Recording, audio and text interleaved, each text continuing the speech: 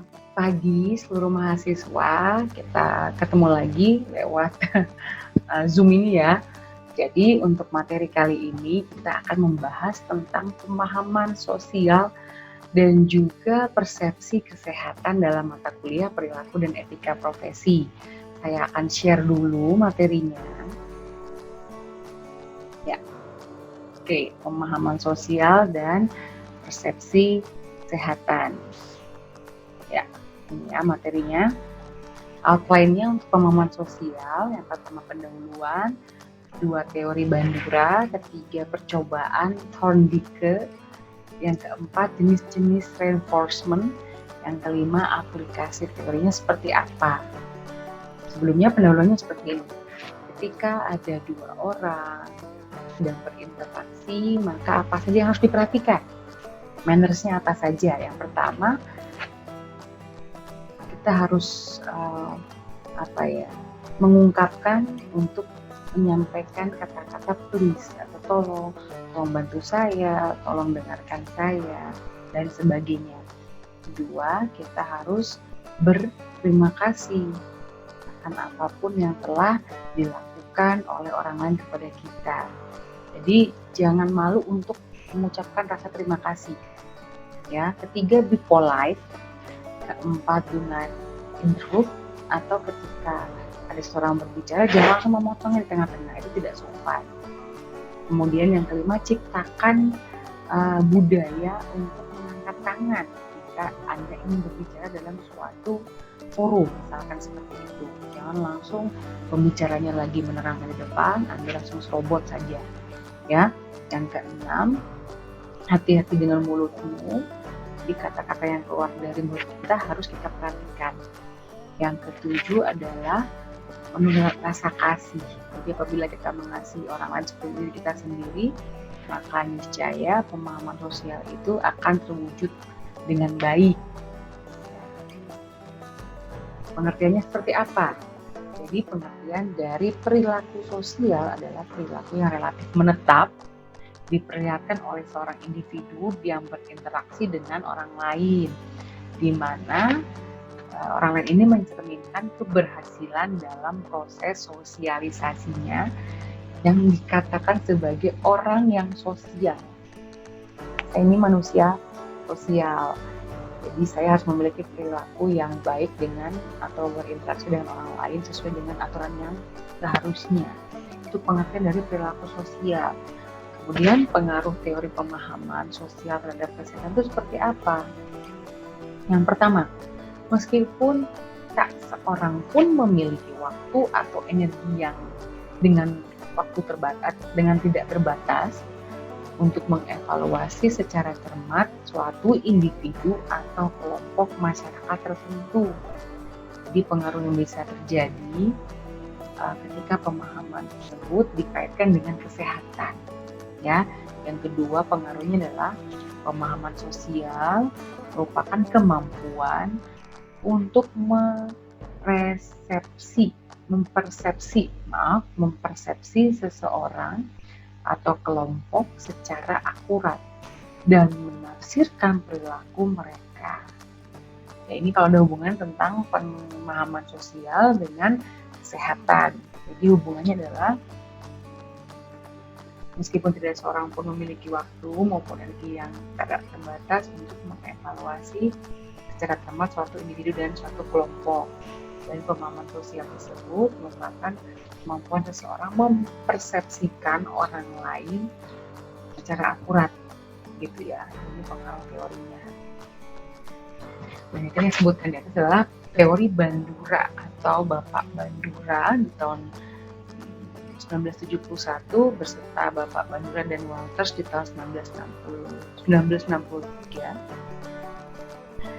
Beliau menceritakan tentang adanya beberapa tindakan atau reinforcement, entah itu yang positif maupun yang negatif. Jadi ada teori-teori sosial, pemahaman sosial, baik pun itu yang negatif maupun yang positif. Nanti kita akan lihat satu persatu, ya. Nah ini, yang pertama Bandura membagi 4 kuadran tentang operant condition. Jadi misalkan seperti ini. Jika perilakunya terjadi sering atau secara terus-menerus berkelanjutan, maka positive reinforcement-nya apa? Maka akan sering melakukan, kita akan sering memberi kepada orang, memberi kepada kita. Itu apabila kita melakukan perilaku sosial yang positif. Ya, gimana kalau yang negatif? Maka kita malah bukan sering memberi, tapi kita lebih sering menerima. Itu negatifnya. Jadi kita nggak mau memberi, malah sering menjadi menerima. Oh, dia mau kasih ini, kita terima. Kita jarang memberi, kita menjadi orang yang pelit. Nah, ini yang diartikan dengan negatif reinforcement. Dan gimana sih apabila perilakunya kurang, perilaku sosial tidak rutin dilakukan?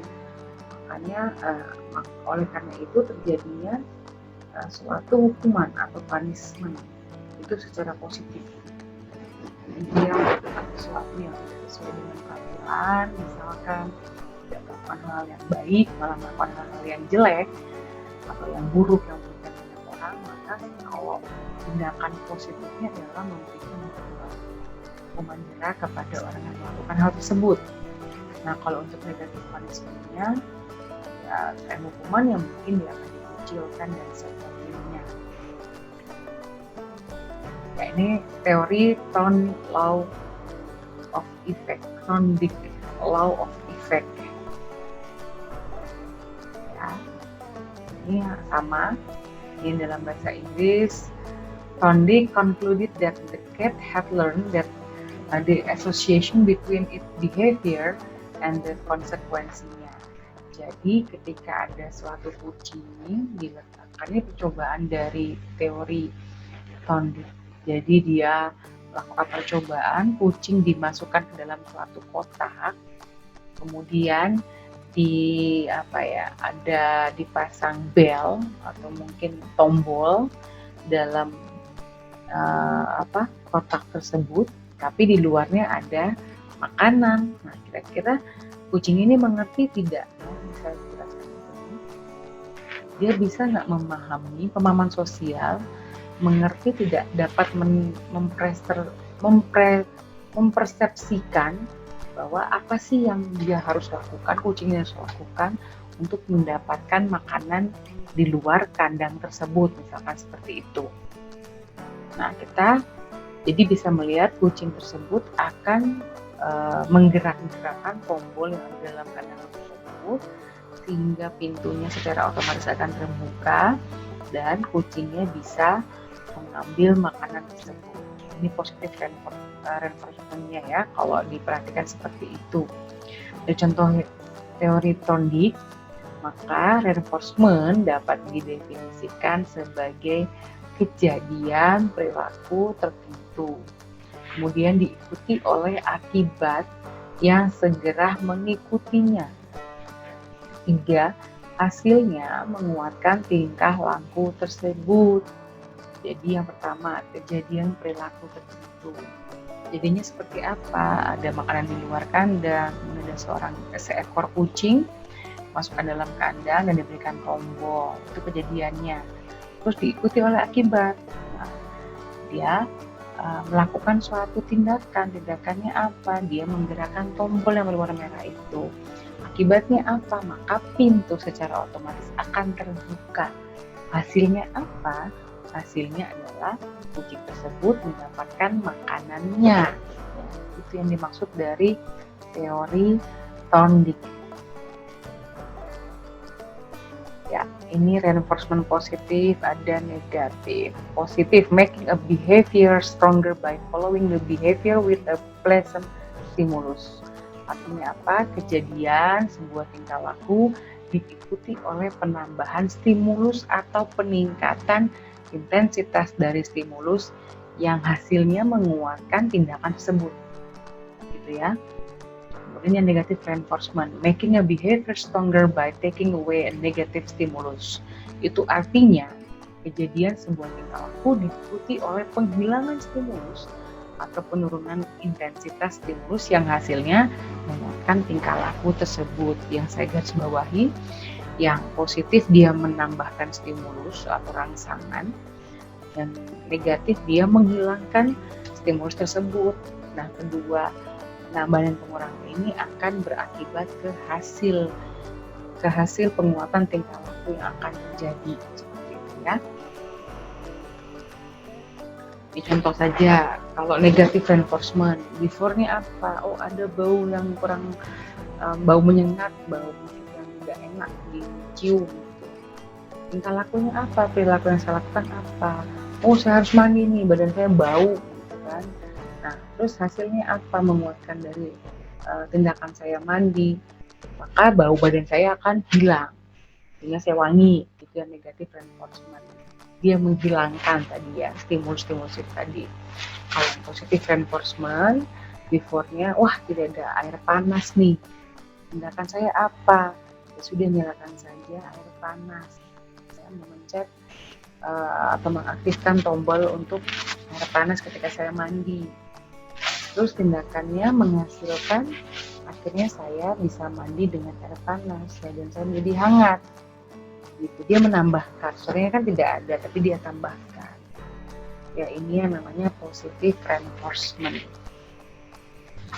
Aplikasi teori dari Bandura mengusulkan 3 macam pendekatan atau treatment.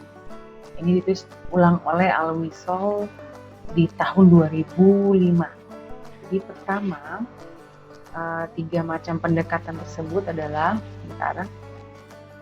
adanya latihan penguasaan, di mana kita mengajak klien untuk menguasai tingkah laku yang sebelumnya tidak boleh dilakukan karena takut. Dalam hal ini modelnya adalah tidak nyata. Kemudian yang kedua, ada modeling terbuka atau modeling partisipan. Klien melihat nih, ada model nyata, biasanya diikuti oleh meniru tingkah laku yang dikehendaki sampai akhirnya mampu melakukan sendiri tanpa bantuan. Jadi dia melihat role modelnya siapa. Oh, saya bisanya melakukan ini. Maka tanpa ada bimbingan pun dia dapat melakukan itu sendiri. Dia masuk dengan modeling terbuka ya, untuk pendekatan di pemahaman sosial. Yang ketiga, modeling simbolik. Klien ini melihat model dalam film atau gambar atau cerita, dan kepuasan vikariusnya adalah melihat model mendapatkan suatu penguatan, di mana klien tersebut mencoba untuk meniru gitu. Jadi tidak ada model nyata, tapi ada contoh dalam bentuk simbol. Misalkan contohnya gini, oh saya lagi nonton TV nih, kan gak ada model nyata nih, gak ada manusia yang mengajarkan saya nyanyi kan. Tuh, oh di TV ngajar nyanyinya seperti ini nih. Ketika ada seseorang yang mencontohkan di TV secara simbolik, akhirnya si klien bisa dapat melakukan hal tersebut. Nah, itu namanya modeling simbolik. Atau kita bikin kue, lihat resep di TV. Sekarang kan sudah banyak resep online juga di media sosial atau di aplikasi YouTube dan sebagainya. Kita pengen bikin kopi dalgona misalkan. Oh, kita nggak tahu nih resepnya apa saja, gimana caranya, takarannya bagaimana, putarannya seperti apa. Tinggal buka YouTube, set, kalian nonton. Oh, udah ada contohnya nih, saya tinggal ngikutin dan berhasil. Itu yang dimaksud dengan modeling simbolik. Kemudian ada yang namanya tingkat keefektifan suatu treatment, yakni yang pertama adanya tingkatan induksi perubahan, di mana treatment dikatakan efektif bila dapat mengubah tingkah laku seseorang. Misalkan seseorang takut ketinggian, kita akrofobia namanya, kemudian dia diterapi nih. Nah, hasil terapinya menyebabkan dia berani menaiki tangga yang tinggi. Kedua, tingkatan generalisasi. Treatment yang terjadi lebih tinggi memungkinkan terjadinya generalisasi. Tadi contohnya masih sama, penderita akrofobia tidak hanya berani naik tangga, tapi di akhirnya bisa naik lift, kemudian naik pesawat juga dia berani, dan dia bisa membersihkan. Misalkan kalau dia bekerja di dalam bidang kebersihan, bicara gedung-gedung yang tinggi, dia berani untuk membersihkan kaca dari gedung-gedung yang bertingkat. Yang ketiga, tingkatan pemeliharaan. Karena terjadinya sering tingkah laku yang positif, maka hasil terapinya berubah menjadi tingkah laku yang negatif. Khususnya tingkah laku habit negatif, rokok, alkohol, narkotik. Nah, terapinya nanti akan mencapai tingkat efektivitas tertinggi kalau hasil induksi dan generalisasinya dapat terpelihara dan tidak berubah lagi menjadi negatif. Ini dipelihara, ini sudah bagus nih, tapi dia baru menurun dan menjadi lebih suka menggunakan penyalahgunaan narkotika misalkan, atau minuman keras, maka terapinya harus konsisten dan lebih terfokus. Itu dari tingkatan pemeliharaan. Kemudian, apa sih kelebihan dan kekurangan teori tersebut? Kelebihan yang pertama, teori kognitif sosial. Bandura ini mengembangkan hipotesis dan riset yang paling banyak jumlahnya dibandingkan teori kepribadian lainnya. Makanya teori ini sebenarnya dipakai untuk pemahaman sosial. Kedua, dari ratusan penelitian, lebih banyak yang dikaji, yang diuji, yang diteliti tentang efikasi diri dan modeling kekerasan. Terus kelebihan yang ketiga, ranah pendidikan dan dunia kerja memanfaatkan efikasi diri untuk meramalkan kesuksesan seseorang ketika bekerja di perusahaan tersebut. Apakah saya memperkerjakan pegawai saya ini mendapatkan keuntungan tidak buat perusahaan atau tidak? Misalnya menggunakan teori Bandura. Terakhir, untuk kelebihannya, dia menguji dampak kekerasan dan agresi dalam film, televisi, dan bioskop. Nah, adalah penelitian yang paling banyak dan dikutip banyak orang. Terus kekurangannya apa? Yang pertama, teori ini hanya membahas tentang aspek kepribadian yang ada di permukaan saja, belum masuk sampai ke tingkah laku yang lebih dalam lagi. Ya, terus kekurangan yang kedua, mengabaikan aspek perbedaan manusia, kekuatan motivasinya yang disadari tidak tahu dan tidak disadarinya seperti apa. Ini kekurangannya. Ketiga, kekurangannya tidak saling menyatukan, entah itu ekspektasi, kontrol penguatan diri, kecemasan dan pertahanan, serta variabel yang terlibat dalam pembelajaran suatu pengamatan, serta sintesa komprehensif.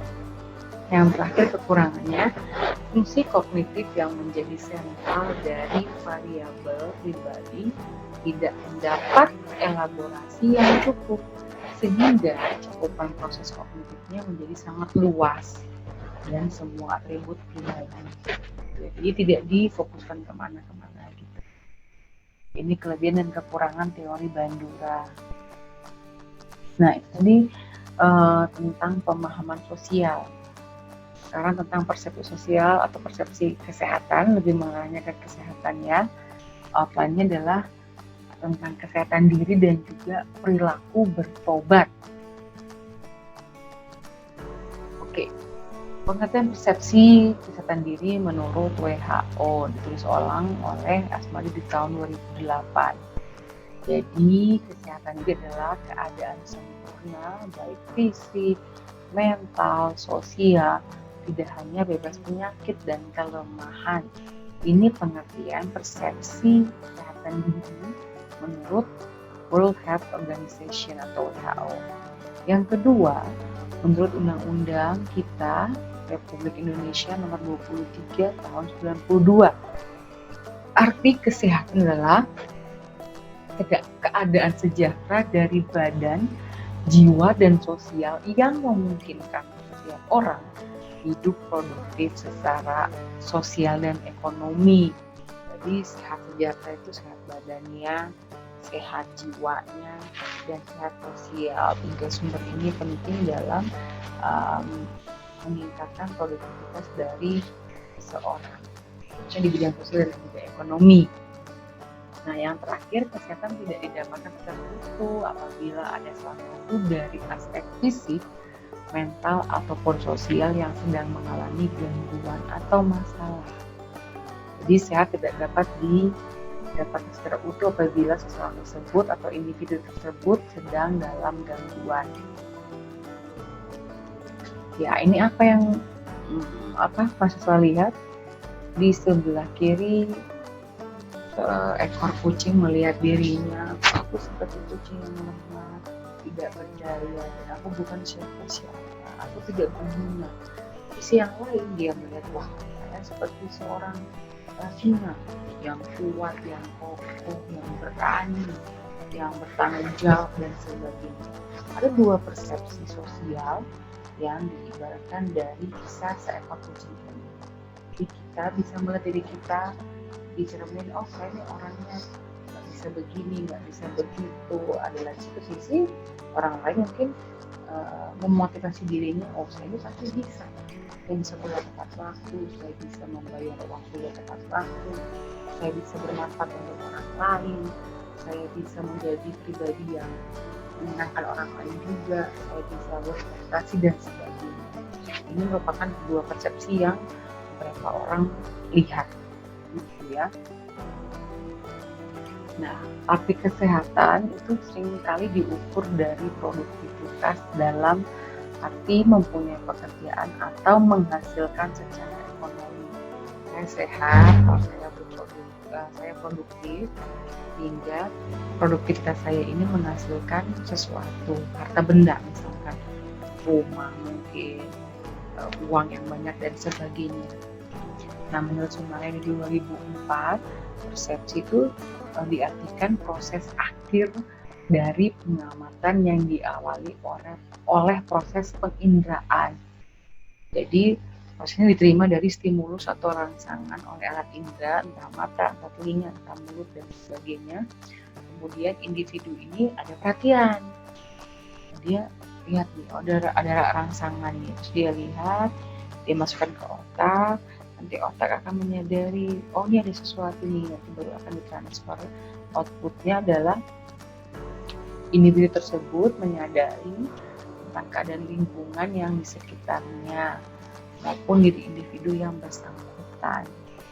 Begitu ya, menurut Sumaryo 2004.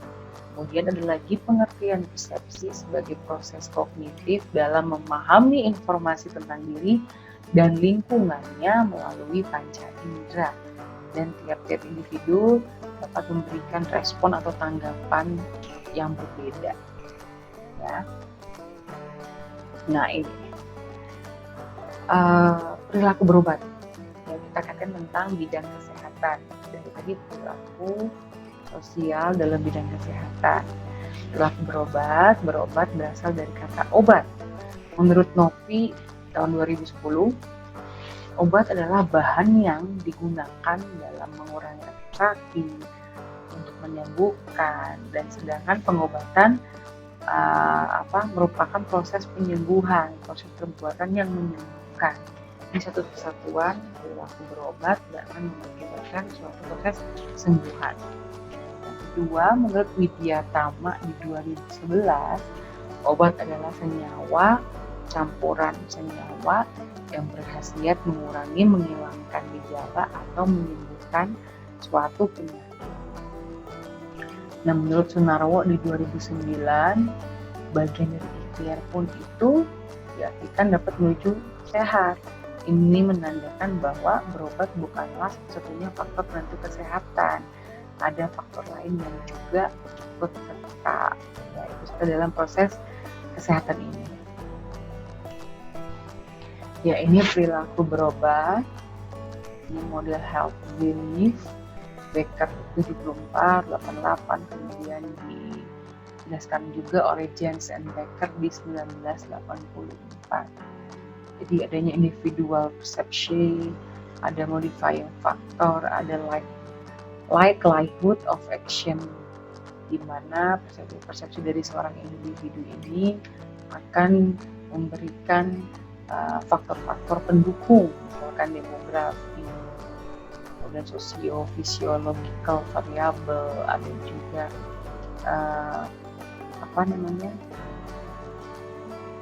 jadi seseorang itu mempersepsikan kayak ini sakit misalkan, terus faktornya apa, badan saya lemah, saya nggak nafsu makan, saya nggak badan saya panas tinggi. Nah nanti outputnya apa? Outputnya berarti kamu harus istirahat. Ini beberapa contoh sesuai dengan health belief model atau perilaku berobat. Perilaku kesehatan ada dua, ada yang namanya health seeking behavior dan juga health rehabilitation behavior. Health seeking behavior artinya adalah perilaku mencari pengobatan untuk dirinya. Saya ingin berobat, saya harus mengetahui informasi di mana saya berobat. Saya mau berobat di Miniati, saya mau berobat di Bulumeyu, saya mau berobat di Rumah Sakit Al-Islam misalkan. Jadi ada timbul rasa ingin tahu dulu pencarian faktor pelayanan fasilitas yang mana yang terbaik untuk penyakit saya. Ya, kalau yang health rehabilitation behavior itu perilaku saya setelah saya berobat ke rumah sakit. Saya udah dapat di rumah sakit yang akan menangani saya berobat untuk jadi sembuh. Tapi kalau tidak didukung dengan rajin saya mencoba tiap waktu, terapinya juga rajin istirahat, mengikuti kata atau anjuran dokter, nah itu baru bisa dapat menimbulkan output kesehatan yang baik juga. Jadi kedua jenis perilaku ini wajib dimiliki oleh seorang individu, ya, health seeking behavior dan juga health rehabilitation behavior. Terima kasih, sekian presentasi dari saya. Semoga mahasiswa dapat mengerti, dan apabila ada yang ingin ditanyakan, silakan nanti bertanya melalui kolom komen boleh, atau silakan japri ke saya. Terima kasih untuk atensi dari seluruh masyarakat.